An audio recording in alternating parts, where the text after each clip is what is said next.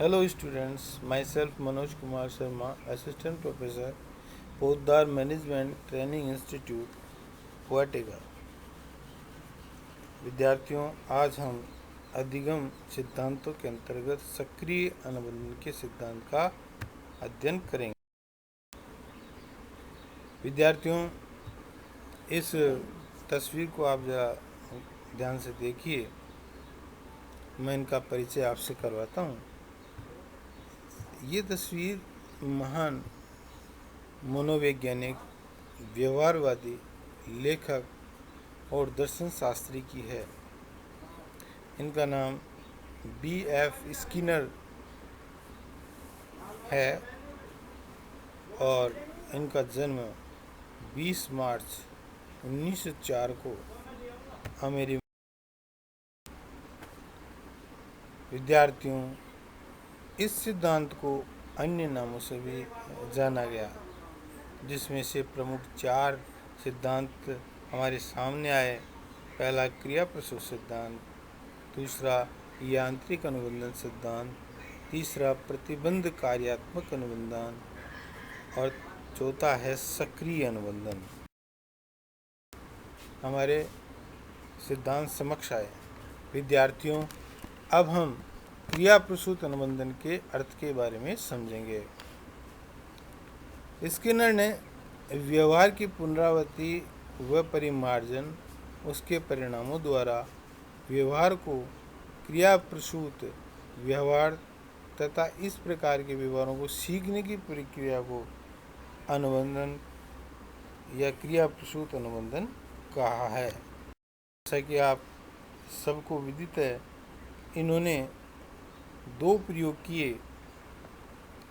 पहला प्रयोग इन्होंने सफ़ेद चूहे पर किया और दूसरा प्रयोग कबूतर के ऊपर किया। मित्रों, इसमें इन्होंने उद्दीपन से पूर्व अनुक्रिया के संदर्भ में कहा है। हमने शास्त्रीय अनुबंधन का सिद्धांत पढ़ा तो उसमें हमने उद्दीपन पहले दिखाया तो अनुक्रिया हुई, लेकिन विद्यार्थियों, इसमें इन्होंने प्रयोग किया कि अनुक्रिया पहले की और फिर इसके बाद में उद्दीपन नज़र आया। कि इन्होंने कहा कि अनुक्रिया अगर सही होती है तो फल इसका ज़रूर मिलता है। जैसा कि आप चित्र में देख रहे हैं, चित्र ए में स्वयं स्किनर का चित्र है और सेक्शन बी में एक बॉक्स बनाया गया है। विद्यार्थियों, इस बॉक्स का नाम स्किनर बॉक्स इन्होंने स्वयं ही रखा और एक इन्होंने चूहे को उसके अंदर बंद कर दिया। अब चूहे के लिए इन्होंने स्पीकर की व्यवस्था की, उसी बॉक्स में लाइट थी, उसी बॉक्स में लीवर था जिससे वो नीचे वाली खिड़की खुलती थी और एक भोजन प्राप्त करने के लिए डिस्पेंसर था। तो इस प्रकार से ये इस प्रकार का इन्होंने प्रयोग के लिए एक बॉक्स तैयार किया। अब इनका क्या प्रयोग था कि एक भूखे सफ़ेद चूहे को स्किनर बॉक्स में छोड़ दिया जाता है। एक विशेष बात और रही इसमें विद्यार्थियों की ये बॉक्स ध्वनि निरोधी था। इसमें किसी प्रकार की कोई ध्वनि नहीं जाती थी। बॉक्स की दीवार से निकलता हुआ एक लीवर था जिसका संबंध एक स्वचालित मशीन से होता था, जैसा कि आप इस चित्र में देख पा रहे हैं, जिससे लीवर दबाने की अनुक्रिया की रिकॉर्डिंग अपने आप हो जाती थी। लीवर दबाने से अपने आप भोजन की गोली के रूप में चूहे के समक्ष आ जाता था। तो इस बॉक्स के नीचे की ओर बिछाई गई जाली, इसके नीचे बिछाई गई जाली वह इलेक्ट्रिक ग्रिड थी एक तरह से।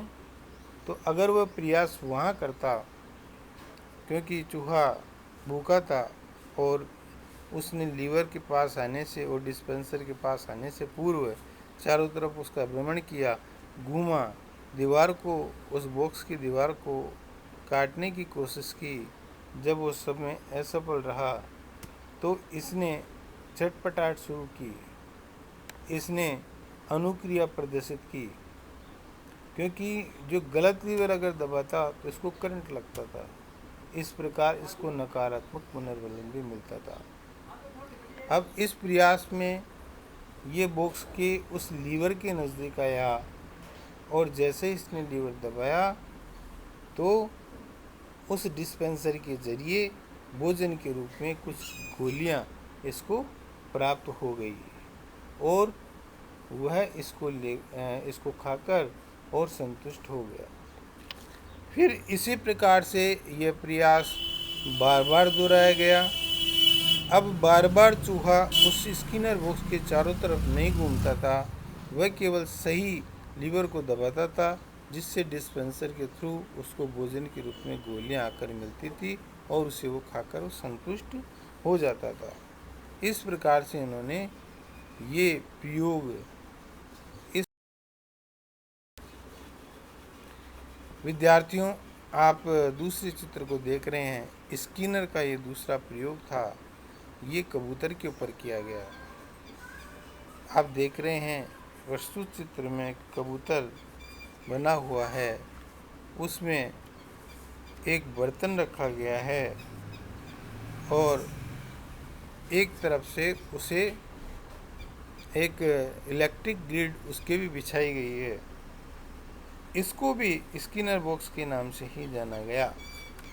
स्किनर ने लक्ष्य रखा कि जैसे बॉक्स में गोलाकार था और उसमें उसका दाना जो कि उसे चुगना था, पर वह एक निश्चित स्थान पर ही कबूतर पूरा चक्कर लगाकर अपना लक्ष्य बनाकर ही दाना चुगे, क्योंकि उसे निश्चित जगह पर अपना दाना मिलेगा।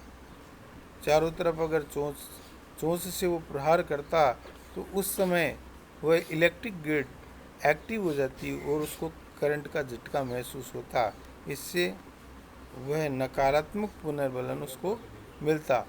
इस प्रकार से वह जान गया था कि मुझे सही दिशा में प्रयास करना चाहिए, तो वह फिर घूमता और संयोगवश जब वह सही बॉक्स में बने हुए खाने के डिस्पेंसर पर चोंच मारता तो उसे भोजन प्राप्त हो जाता, यानी उसको दाना मिल जाता। इस प्रकार से वो एक चक्कर लगाता, फिर से सही स्थान पर आकर एक चोंच मारकर अपना खाना प्राप्त कर लेता।